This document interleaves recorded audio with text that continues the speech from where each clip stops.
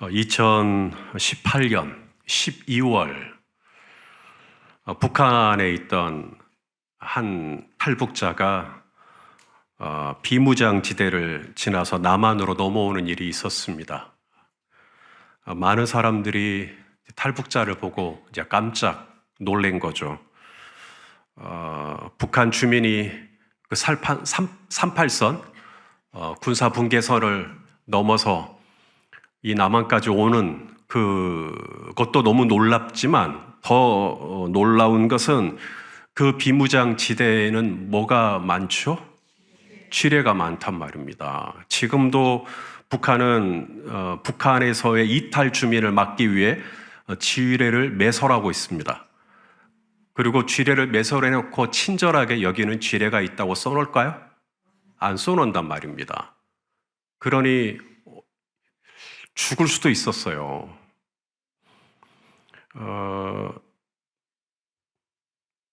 제가 군대를 갔다 왔는데 제 병과가 쥐레병입니다. 그래서 제가 왜 이 얘기를 하냐면 아직도 제가 군대 갔다 온 줄 제가 군대를 안 갔다 오게 생겼나 봐요. 어디를 봐서 제가 군대를 그래서 제가 쥐레병인데 쥐레의 목적은 살상이 아닙니다. 쥐레의 목적은 부상이에요. 그래서 이 발목 쥐레 같은 경우에는 아주 작고 그래서 그걸 밟으면 그 순간 터지면서 발목을 심하게 다치게 만드는 것이 목적이에요. 이런 쥐레는 굉장히 매설하기가 쉬워요. 그냥 뿌려만 놔도 돼요. 그런데 이분이 이제 어떻게 지나왔냐고 물어보니까 이분이 선을 그려주는 건데 그 선이 다 쥐레밭이에요. 그런데 그 쥐레밭을 용케 잘 피해가지고 온 거죠. 그래서 다들 깜짝 놀란 것입니다. 어떻게 그 수많은 쥐레를 피해서 이렇게 넘어왔는가. 나중에 거기가 쥐레가 가득가득하다는 사실을 알려주니 이분도 이제 놀라는 거죠. 만일에 이분이 남한으로 넘어오는 과정에 자기가 지나가고자 하는 그 길목에 이토록 많은 쥐레가 매설되어 있다는 걸 알았으면 과연 그 경로로 왔겠는가? 그래도 워낙에 오고 싶으니까 왔을 수도 있겠지만 알면은 쉽지 않았겠다라는 생각이 듭니다. 오늘 저녁에 저와 여러분은 3일밤 예배를 드리기 위해 이 자리에 나왔습니다. 하나님을 찬양하고 하나님께 기도하고 하나님의 말씀을 듣고 하나님 앞에 가까이 나아오기 위해 오늘 이 저녁에 여기를 나왔어요. 여러분이 이 자리에 나오는 것이 우리는 이 예배를 드리는 게 기쁨이니까 우리는 예배를 드리는 게 즐거움이니까 우리는 이 자리에 나오지만 하나님 앞에 과거의 구약시대에 사는 사람이 하나님 앞에 나아가는 건 엄청나게 위험한 일이었습니다. R.C. 스프라울이라고 하는 구약학자가 그런 얘기를 했어요. 하나님께 나아가는 길은 두 가지뿐이다. 거룩하든지 그 다음 뭐예요? 죽든지. 사람이 하나님께 나아갈 때 구약시대에 하나님께 나아갈 때 반드시 빈손으로 못 나가요. 재물을 가지고 나가요. 양이든 염소든 재물을 들고 가요. 그러면 그 재물을 살려둡니까? 죽입니까? 죽여요. 하나님께 나아갈 때는 거룩하든지 죽든지 그래야 하나님이 그 예배자를 받아주십니다. 그래서 원래는 내가 죽어야 되는데 재물이 죽었으므로 하나님이 나를 봐주시는 거죠. 그런데 하나님 앞에 나아갈 때 살아있는 사람들이 있어요. 그들이 누구냐면 거룩한 사람들. 다시 말해 하나님이 너는 내가 특별히 구별할 테니 너는 내 앞에 나와도 돼 라고 하나님이 구별한 거룩한 사람들이 있어요. 그들을 가르쳐 뭐라고 부르죠? 제사장이라고 부릅니다. 그래서 제사장은 재물이 없어도 하나님 앞에 나올 수가 있고 하나님의 성막 안에도 들어올 수가 있고 대제사장 같은 경우에는 하나님의 지극히 거룩한 지성소 안에도 들어갈 수가 있어요. 이것은 그들이 의로워서 그들이 착해서가 아니라 하나님이 그들을 구별하셨어요. 너는 그래도 돼 라고 하나님이 거룩하게 구별했기 때문에 거룩하든지 죽든지, 하나님 앞에 나아갈 때는 거룩하든지 죽든지. 오늘 본문에 하나님께 나아갔다가 나답과 아비후, 아론의 두 아들이죠. 첫째와 둘째가 죽임을 당합니다. 함부로 나아갔기 때문에 죽임을 당해요. 이런 게 예배예요. 구약시대의 예배였습니다. 자, 레위기 10장 오늘 본문 1절, 2절을 읽겠습니다. 시작. 아론의 아들 나답과 아비후가 각기 향로를 가져다가 여호와께서 명령하시지 아니하신 다른 불을 담아 여호와 앞에 분향하였더니 불이 여호와 앞에서 나와 그들을 삼키매 그들이 여호와 앞에서 죽은지라. 예배를 드리다가 죽어버린 거죠. 얼마나 위험한 예배예요.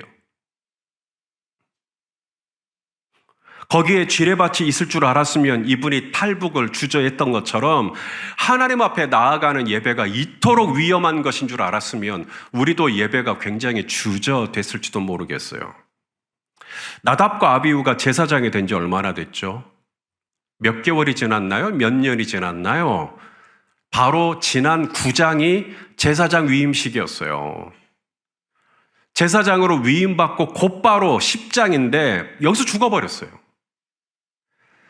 그들이 입었던 제사장 옷에 제사장 위임식 때 기름을 바르잖아요. 머리에 기름 바르고 옷에도 기름을 뿌리고 그 기름 냄새가 채 빠지기도 전이에요, 아직. 그런데 제사장으로 위임을 받고 이제 드디어 하나님 앞에 여기 보니까 분향을 했다라는 거예요. 분향. 제사장의 직무 중에 하나가 분향이에요. 분향. 분향을 어디서 하죠? 분향단에서 하죠. 분향단. 그림을 잠깐 보여드리면 이제 성소 안으로 들어가요. 그러면 이쪽 왼쪽 편에 여러분 쪽에서는 오른쪽이겠네요. 왼쪽에 이제 등잔대가 있고 그 맞은편에 떡상이 있고, 자, 하나님의 지성소는 저 앞에 있는데 지성소 한가운데, 지성소 들어가지는 말고 성소 한가운데 제일 앞에 지성소에서 가장 가까운 곳, 거기에 뭐가 있죠? 거기에 분향단이 있어요. 거기까지 간 거예요. 하나님 가장 가까운 곳에 분향단. 제사장은 갈 수 있어요. 우리는 못 들어가요. 일반 사람은 못 들어가는데 하나님이 제사장은 허락했어요. 그래서 제사장이 거기 가서 분향을 한 것입니다. 분향을 하려면 불이 있어야죠. 불에다가 향료를 뿌려요. 그러면 이제 연기가 피 하고 오르죠. 그러면 그 향기, 그 분향단에서 올라오는 그 향기를 하나님이 기도로 받으신다. 기도. 그래서 제사장의 직무는 이 분향단에 하루에 몇 번을 들어가냐면 2번. 아침에 1번, 그다음 저녁에 1번. 들어가서 분향단에서 분향을 피우면서 기도하는 거예요. 그게 제사장의 직무입니다. 자, 우리 출애굽기 30장 7절 8절 읽겠습니다. 시작. 아론이 아침마다 그 위에 향기로운 향을 사르되 등불을 손질할 때 살을 찌며 또 저녁 때 등불을 켤 때에 살을 찌니 이 향은 너희가 대대로 여호와 앞에 끊지 못할지며. 끊으면 안 돼요. 그래서 아침과 저녁으로 매일같이 제사장은 성소 안에 들어가서 저 분향단 앞에 가서 향료를 불 위에 뿌려서 계속해서 연기를 내야 돼요. 그래서 이 성소 안에는 그 몰약과 유향과 하는 이 향기가 계속 진동하게 되어 있는 것이죠. 그게 제사장의 직무예요. 그리고 그 향기로운 그 연기, 향기로운 연기, 향연, 이 향연을 가리켜 요한계시록은 성도의 기도라. 성도의 기도.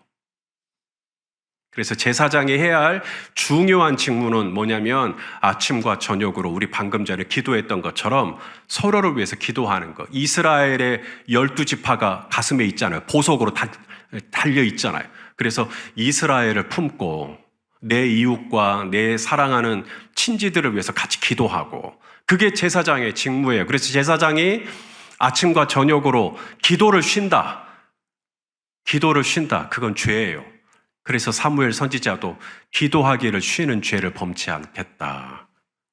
왜냐하면 제사장의 직무는 아침과 저녁으로 기도하는 것이 제사장의 직무니까. 그런데 분향을 피운 것까지는 좋은데 분향을 피우려면 불이 있어야 되는데 이 불을 어디서 가져와야 되냐면 번제단에서 가져와야 합니다. 번제단에 이제 제물을 태우기 위해서 늘 불이 있을 거 아닙니까?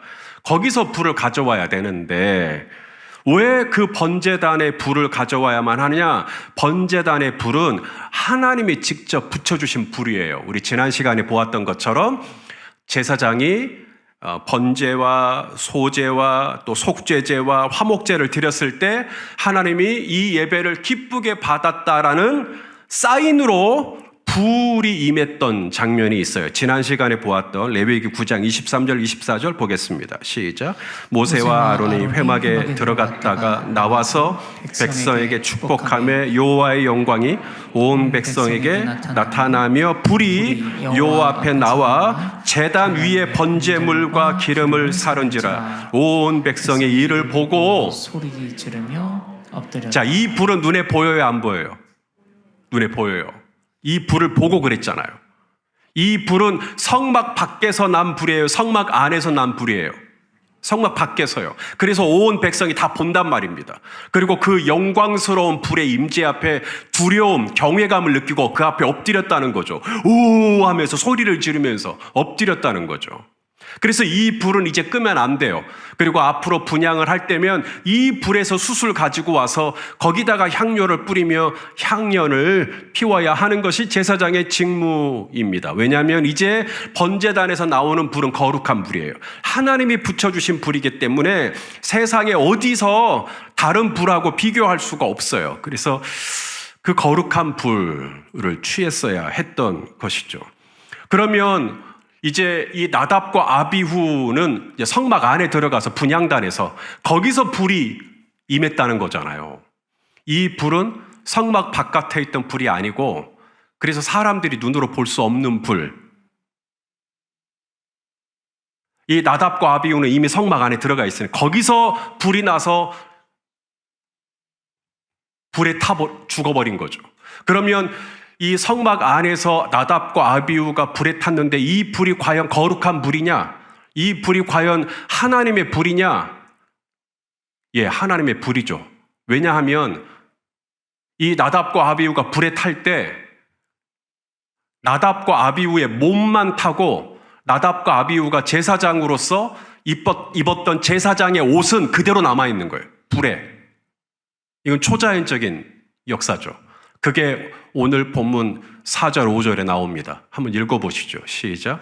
모세가 아론의 삼촌 우시엘의 아들 미사엘과 엘사바를 불러 그들에게 이르되 나와 너희 형제들을 성소 앞에서 진영 밖으로 메고 나가라 하매 그들이 나와 모세가 말한 대로 그들을 여기 옷 입은 채 진영 밖으로 메어내리. 그러니까 나답과 아비후가 시신이 다 탔는데 옷은 멀쩡한 거죠.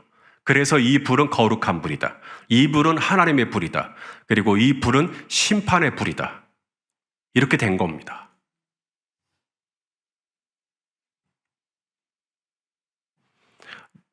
왜 나답과 아비후는 심판을 받았을까요? 하나님께서 명령하시지 않은 다른 불, 오늘 본문에 보니까 하나님께서 명령하시지 않은 다른 불.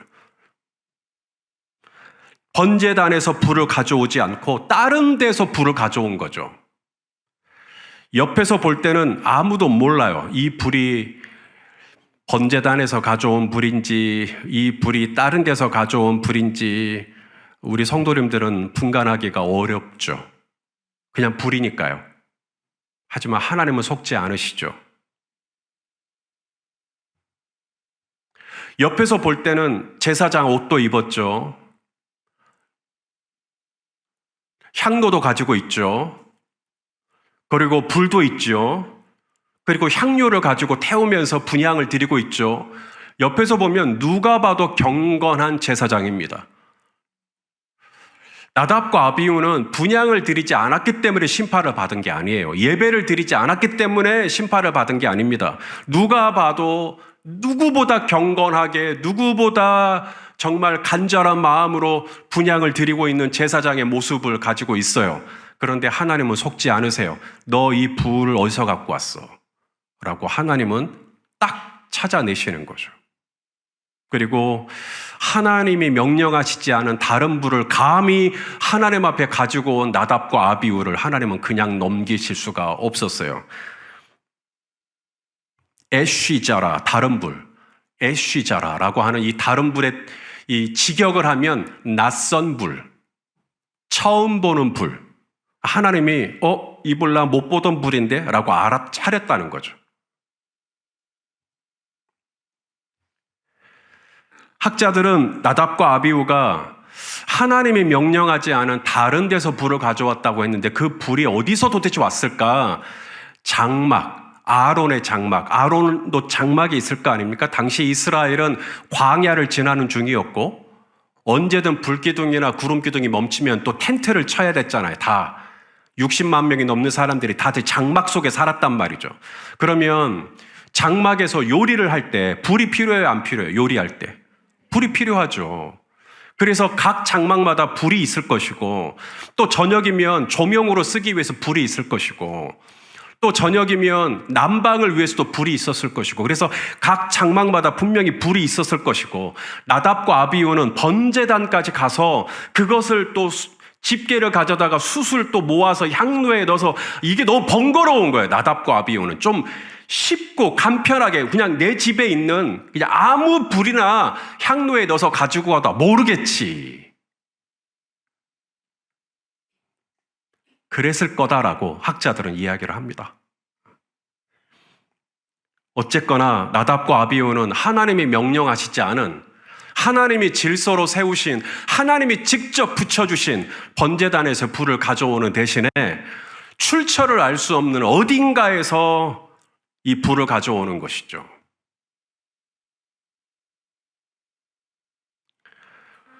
이 나답과 아비후의 비극적인 사건은 저와 여러분에게 굉장히 많은 메시지를 줍니다. 우연히 일어난 사건이 아니에요.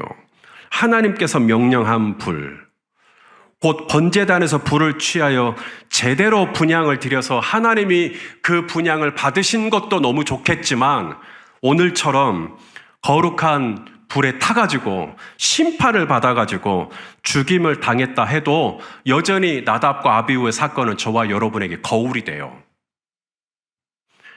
유다서 1장 7절에 이런 말씀이 있죠. 읽어보겠습니다. 시작. 소돔과 고모라와 그 이웃 도시들도 그들과 같은 행동으로 음란하며 다른 육체를 따라가다가 영원한 불의 형벌을 받음으로 거울이 되었느니라. 소돔과 고모라 사람들이 불의 형벌을 받아 하늘에서 불이 떨어졌잖아요. 불의 형벌을 받아 죽임을 당한 것이 우리에게 거울이 된 것처럼 나답과 아비후가 성막 안에서 분향을 드리다가 거룩한 불의 형벌을 받은 것도 우리에게 여전히 거울이 돼요. 반면교사가 돼요. 그러면 내가 어떻게 하나님 앞에 나아갔어야 됐나? 내가 어떻게 하나님께 기도했어야 했나? 내가 어떻게 하나님께 예배했어야 했나? 이런 여러 가지 메시지를 우리에게 주고 있는 것이죠. 자, 그러면 나답과 아비후를 통해 우리가 배울 수 있는 레슨, 교훈, 정리를 해보겠는데 다음 주에 하려고 합니다. 하나님께 나아갈 때, 거룩하신 하나님 앞에 나아갈 때 두 가지 방법밖에 없다 그랬어요. 거룩하든지 죽든지. 그런데 오늘 우리 성도님들 이 자리에 나오셨나요? 하나님 앞에 나오셨나요? 하나님 앞에 예배를 드리시고 계시네요? 근데 우리 지금 아무도 안 죽고 있죠? 왜 우리가 안 죽을까요? 거룩하시기 때문입니다. 하나님이 저와 여러분을 구별하셨어요. 너는 택한 족속이요. 우리 베드로전서 2장 9절 읽어보죠. 시작. 그러나 너희는 택하신 족속이요 왕같은 제사장들이요 거룩한 나라요 그의 소유가 된 백성이요. 하나님이 구별하셨어요. 저와 여러분을. 그래서 우리는 거룩해진 거예요. 물론 우리는 죄인이죠. 하지만 우리는 거룩해진 거예요. 왜냐하면 주님이 아론과 그의 아들들을 거룩하게 구별하신 것처럼 우리를 따로 택하셨고 우리를 따로 부르셨고 우리를 따로 당신의 소유로 삼으셨기 때문에 이제 저와 여러분은 거룩해진 거예요. 그래서 죄와 사망의 법이 생명의 성령의 법 안에 있는 저와 여러분을 결코 정죄할 수가 없는 이제 저와 여러분은 하나님 앞에 거룩한 의인이 되었기 때문에 오늘 우리가 이렇게 하나님 앞에 예배를 드려도 우리의 생명에는 아무런 타격이 없게 된 것이죠. 교회를 헬라어로 에클레시아라 그래요. 들어보셨는지 모르겠어요. 에클레시아. 이 에크라는 말이 전치사 from 그리고 레시아는 바깥입니다. 바깥. 그래서 바깥으로부터란 뜻이에요. 그러니까 우리가 원래는 바깥에 있었다는 얘기죠. 어떤 구원이라고 하는 바깥에 저와 여러분이 있었어요. 생명, 영원한 생명 바깥에 있었어요. 그런데 에클레시아, 하나님이 우리를 부르셨어요. 바깥에 있는 우리를 아르마 이렇게 부르셨단 말입니다. 진우가 이렇게 부르셨어요. 그래서 우리를 안에 모아주셨어요. 이것을 에클레시아, 이걸 교회라 그래요. 교회. 이것을 로마서 11장에서는 사도 바울이 돌감람나무, 참감람나무로 비유합니다. 돌감람나무가 뭐냐면 이 바깥에 있는 야생에서 자라는 감람나무예요. 야생에서. 그렇기 때문에 사람의 돌봄이 없어요. 그 감람나무는. 그냥 자라든지 말든지 신경 안 쓰는 돌감람나무. 그러니 돌감람나무가 그 열매를 맺을 때 품질이 좋겠어요? 좀 다소 떨어지겠어요? 예, 떨어질 수밖에 없죠. 그래서 돌감람나무는 아무도 거들떠 보지도 않습니다. 그런데 돌감람나무에 있었던 저와 여러분을 떼다가 가지를 떼다가 접붙이는 거죠. 참 감람나무에다가. 참 감람나무는 뭐냐면 바로 농부의 관리를 받고 있는 감람나무. 농부가 소유했어요. 이 감람나무는. 그래서 넌 내 거야 라고 거기다가 접붙여 주는 거예요. 그러면 돌감람나무의 원가지였던 우리를 떼다가 참 감람나무 가지에 접붙여 주셔서 이제 우리는 참 감람나무 안에 있는 생명과 영생을 우리가 얻게 되는 것이죠. 이걸 구원이라 그래요. 구원.